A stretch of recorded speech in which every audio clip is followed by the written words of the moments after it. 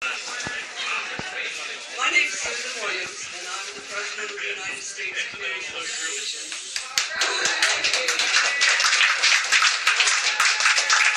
Thank you for having me here tonight. The USCA is the United States governing body for canoe and kayak marathon flatwater racing. In addition to holding what we consider our most prestigious national championships every year, we also have a 5-star program which promotes cruising and touring day trips. We have camping, we have camaraderie, which involves a lot of drinking. And let me see, our 5th star is conservation, which we find to be very important. And each year we offer one of our highest honors to somebody that we feel embodies all of these 5 stars. Now, we received, the interesting thing is, since we all know Glenn here, I'm from Delaware County, the nominations for this award actually didn't come from here. We first had one from Wisconsin for Glenn. We had then proceeded to receive nominations from Illinois, Indiana, Ohio, Texas, Michigan, Florida, and then it spread to here once we all found out what was in the wind and what Glenn was actually doing here locally that even I didn't know about. So some of Glenn's activities that led to the awards of Paddler of the Year are he has been a member of the USCA since 1976. Sorry. He is the chair of our safety committee. Thank you. He has been an active member of our kayak committee. He has been racing for a lot of years, but because there weren't a lot of races in the local area, Glenn started, I don't know, 8 of them, 10 of them. They keep expanding because every time he gets one going, he gets somebody to run it for him and guides them through the whole process, and then he moves on and starts another one. One of the big things we have of one of our stars is conservation. I don't know if everybody knows here, but Glenn has done water trails on Oldman's Creek, Raccoon Creek, Mantua Creek, Big Timber Creek, and Rancocas Creek. That's important for our conservation efforts. Anybody on the water, we like to see them preserved.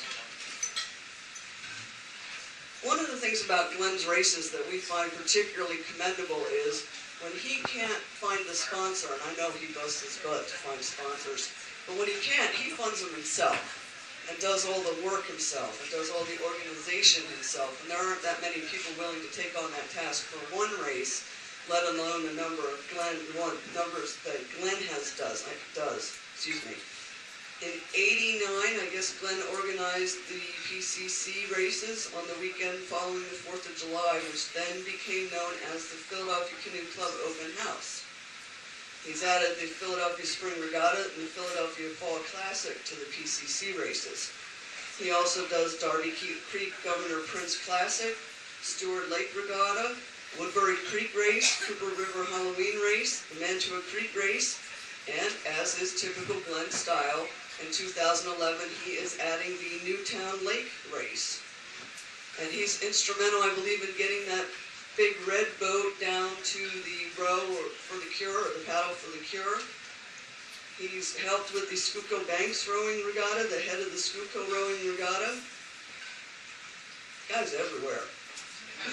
If they know about him out in Wisconsin, the man's doing good work and is representing your canoe club very well if they're learning about you guys out in the Midwest. Glenn does a lot of writing for the USCA and for a lot of other people too. He writes against mandatory PFD laws for racers in hot weather because we're subject to hyperthermia.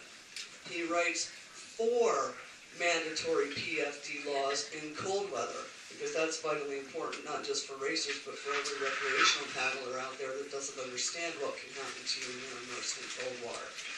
I know Glenn does a lot of writing for lightning safety too, important not just to racers but to every paddler out there. And one of the things that really swayed us, the board of directors for the USCA, was Glenn's involvement in getting youth, children involved in paddling. And one of the examples that we found particularly persuasive was Glenn, who is an Eagle Scout with a golden palm, or a gold palm, which is beyond Eagle Scout. I think Eagle Scout is amazing, let alone going beyond.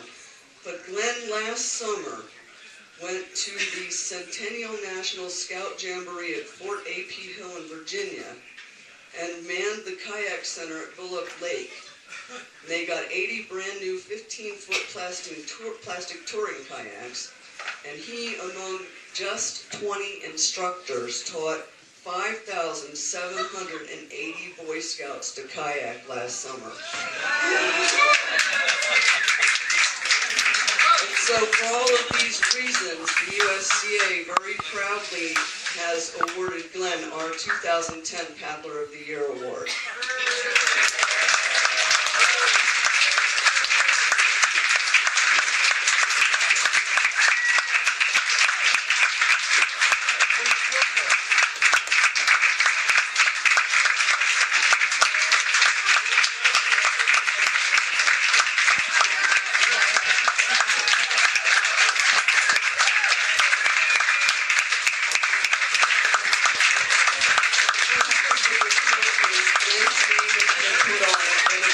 To read it at some of our very top paddlers in the country, not just racers, but very well-known paddlers. And Glenn's name has been added, so he gets to keep this for a year, and I got to take it back from him. He's got to get a lot of pictures now. Actually, when you look at the trophy, I'm insignificant compared to the one there. For example, Valerie Coogan and his wife paddled from Maine to Florida, from Florida to Mississippi, up to Mississippi to Alaska, and then down to the coast of the Pacific down to Mexico. Then the following year he did it down in South America. His name was on there. Mike Chickanowski, who's in the Winona canoe business, is worth like $10 million of business a year. His name is on there. Peter Veet is a congressman in New Hampshire, president of the USCA past. His name is on there. It goes on and on, so I'm just impressed to be even here. Well, you got me started. In 1982, for the tricentennial, the club with Jack Renard allowed me to run a race, my first race. So what I did was, this wasn't the first race I ran. The first race I ran was in 1973 at the Philadelphia Canoe Club, where we ran from Flat Rock Dam. Flat Rock Dam through Nan's Rock down to here, and that was an annual event. We got a little coaster for that, and I was impressed with that. But I put on a race. We had the World Team Trials. The winners of this race went to represent the United States over in Europe for the World Championships. We combined it with the Pennsylvania State Championships. We ran it from Valley Forge down to the Art Museum, finishing up at the club here. And the club helped me put it on. I don't know, Lev remembers it, and Wildman Gunther remembers it, but what we tried to figure out how can we get around the portages. We had 3 dams, we had the portage upstream. Well, one of the club members, who was a vice commodore, said the Kennedy Stadium's being torn down. He went down and he got the AstroTurf. We put AstroTurf from one end to the other, included Flat Rock Dam. We had an AstroTurf run all the way down to the beach spot. These boats were kind of Olympic boats. And the best place to watch it was just below Flat Rock Dam, where half of them would flip over, especially when they came around that corner. So it started here. It was so successful, we ran a few more of them on the 4th of July. It became the open house. So now I'm asking you, can we have our race at the open house? It's, it goes around, it comes around. So all I can do is thank you for tolerating my races now. And it's open to everybody. In other words, it's the recreation class. The way I work it is everybody pays the standard $15 fee. $3.75 goes to insurance. $1 goes for fruits and snacks. The other $10, $11, I go out to the lowest bidder on the internet, get a trophy or whatever, a stopwatch, it costs $25. I get 35 of them, get the price down to $10 each, break even. Thanks again.